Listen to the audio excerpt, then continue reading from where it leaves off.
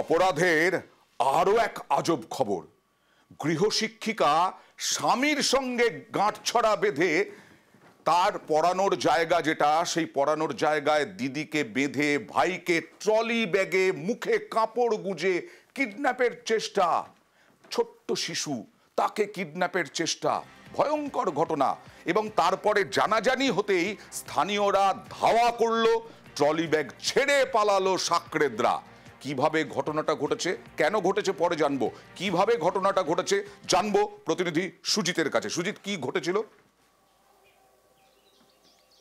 দেখো, ভোর ভোর কাজের কারণে স্বামী স্ত্রী অর্থাৎ কিনা অপহৃত যে শিশু তার বাবা মা প্রতিদিনের মতো ভোরে বাড়ি থেকে বেরিয়ে গেছিলেন এবং ওত পেতে ছিল ওই অপরাধী বা অভিযুক্তরা। তারা কিন্তু ওত পেতে থেকে একেবারে সিনেমা স্টাইলে বা গল্পকে হার মানাবে নন্দীগ্রামের 1 নম্বর ব্লক এলাকায়, যেখানে দেখা গেল শিশুটিকে তার দিদিকে মুখে বেঁধে রেখে দিয়ে তার ছেলেটিকে নিয়ে 7 বছরের ছেলেটিকে নিয়ে গিয়ে একবারে বলা যায় যে ব্যাগের মধ্যে রেখেছে, ট্রলি ব্যাগের মধ্যে, তারপরে বাইকে চাপিয়ে তাকে নিয়ে যায় একেবারে দূরে 2 নম্বর ব্লকের ঘোলপুকুর বলে একটি জায়গা। সেখানে একটা নিরিবিলি জায়গায় গিয়ে তাকে রাখার পর সেখান থেকে পরপর ফোন করতে অবিলম্বে পুলিশকে জানালে, স্থানীয় মানুষকে জানালে, কাউকে জানালে, কিন্তু তোমার স্পষ্ট নয় তোমার আওয়াজ। আমি ওই শিশু 7 বছরের শিশু, তারপরেও কি হয়েছে, কিভাবে শিশুটি টের পেয়েছে, 7 বছরের শিশু এত বড় ঘটনার পরেও কিন্তু বলতে পেরেছে। একরত্তি শিশু, 7 বছরের শিশু, সে সবটা বলছে।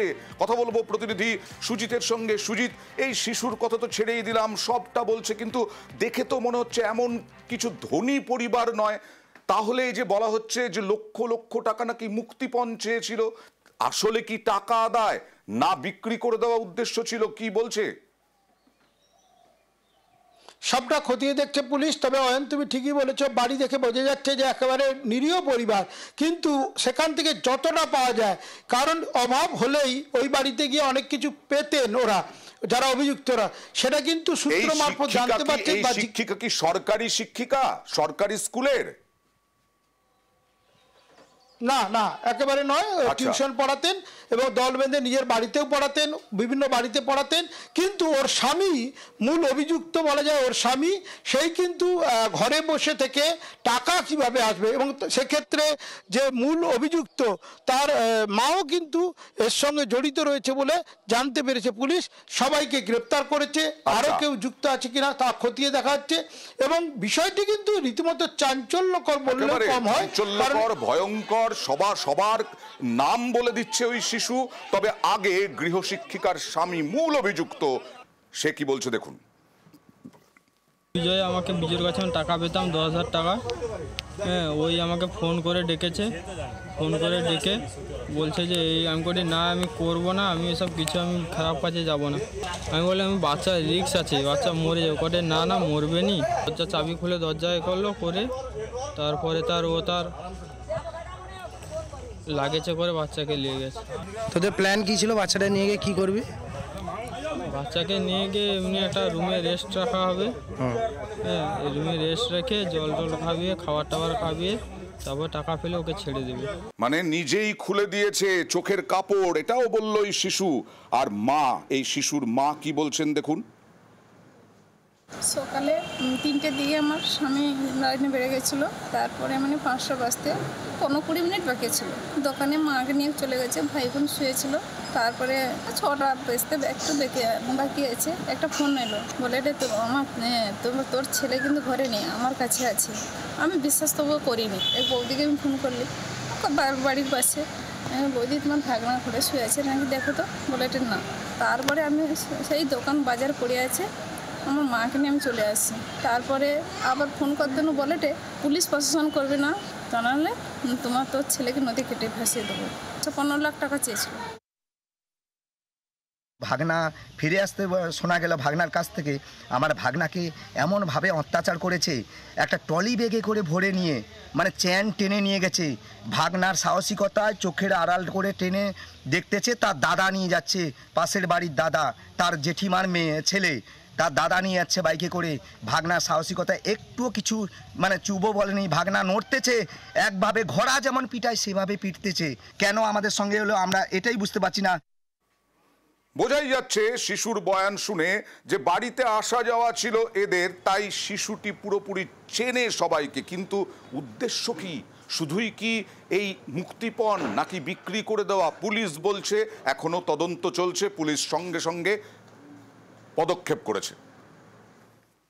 সকালবেলায় যখন মা বাবা কেউ বাড়িতে ছিলেন না, তখন একটি বাচ্চা ছেলেকে অপহরণ করা হয় এবং তারপর পুলিশ সাথে সাথে ব্যবস্থা নেয় এবং বাচ্চাটিকে উদ্ধার করা হয়। পরবর্তী সময়ে এই ঘটনার সাথে জড়িত 5 জনকে গ্রেপ্তার করা হয়েছে। বাকি তদন্ত আমরা চালাচ্ছি। আর এবার স্বরূপনগরের খবর দেখাবো। স্বরূপনগরে মা মেয়েকে ধর্ষণের হুমকি, আর তার জন্য মা মেয়ে প্রায় গৃহবন্দী। এর বিরুদ্ধে অভিযোগ, ধর্ষণের হুমকি দেওয়ার আখতারুল শেখ অভিযুক্ত। ধর্ষণের হুমকি দেওয়ার স্কুলও বন্ধ হয়ে গেছে ওই মেয়ের। পুলিশের বিরুদ্ধেও টালবাহানার অভিযোগ ব্যবসায়ীর। কথা বলবো প্রতিনিধি জিয়াউলের সঙ্গে।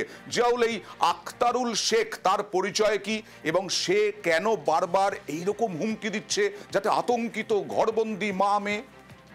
দেখো, আখতারুল শেখ হচ্ছে একজন স্মাগলার, অর্থাৎ সীমান্তবর্তী এলাকায় সোনা পাচার ধরা এই ধরনের অপরাধমূলক কাজের সঙ্গে যুক্ত। আচ্ছা। কিন্তু এই যে স্বরূপনগরের গোবিন্দকাটি গ্রাম পঞ্চায়েতের যে ছোট ব্যবসায়ী, তার এবং তার স্ত্রী এবং তার মেয়ে 5 বছরের কন্যা সন্তানকে লাগাতার হুমকি দিচ্ছে, ভয় দেখাচ্ছে এবং ধর্ষণের হুমকি, রাস্তায় বেরোবে তাদেরকে ধর্ষণ করা হবে এবং খুন করে জলে ফেলে দেওয়া হবে, এই ধরনের হুমকি দেওয়া হচ্ছে কন্টিনিউয়াস প্রায় দিন 10 ধরে।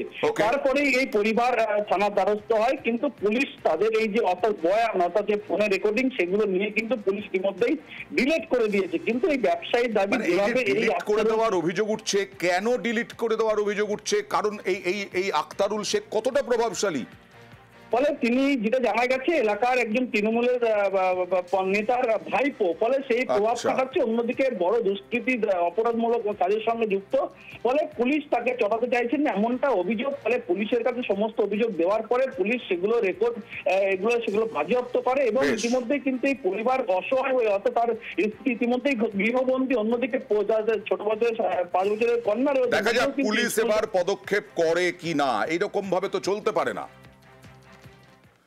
হঠাৎ আমার ফোনে হোয়াটসঅ্যাপ থেকে ভয়েস কল করা হয়, অকথ্য ভাষায় গালাগালি আমার স্ত্রীকে নিয়ে, আমার মাকে নিয়ে হুমকি দিচ্ছে বারবার, নানান রকম কথা। আমার মেয়েকে তুলে নিয়ে যাবে, ওকে তুলে নিয়ে ধর্ষণ করবে, আমার মেয়েকে তুলে নিয়ে ধর্ষণ করবে। থানায় যা, যেখানে যায় যা, আমি আমার মতো দেখবো।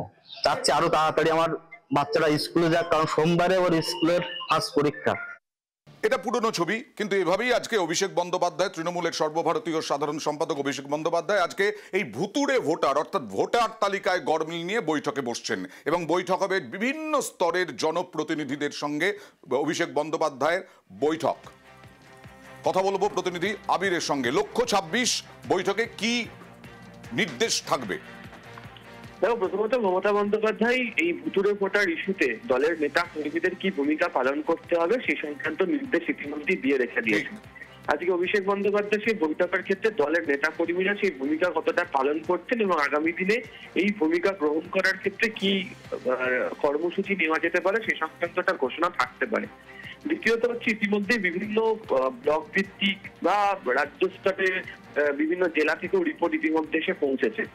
দিল্লিতে দুবার কেন্দ্রীয় নির্বাচন কমিশনের অফিসে তৃণমূল কংগ্রেসের প্রতিনিধি দল গিয়েছে, রাজ্যে পর্যন্ত গিয়েছে এবং এই গোটা ইস্যুকে কেন্দ্র করে যেটা অনেকেই বলছেন যে বিধানসভা নির্বাচনের আগে দলের সমস্ত স্তরের নেতাদেরকে কার্যত ময়দানও নামিয়ে দিতে পেরেছে হচ্ছে তৃণমূল কংগ্রেস। এখন তো যে বিজেপি বা বাকি বিরোধী দলের বিরোধিতা করতে নেবে, তৃণমূলের তরফ থেকে আরো বেশি করে মানুষের কাছে পৌঁছানোর জন্য ইস্যুকে সঙ্গে নিয়ে কি ভূমিকা পালন হবে সেই বার্তা থাকবেন।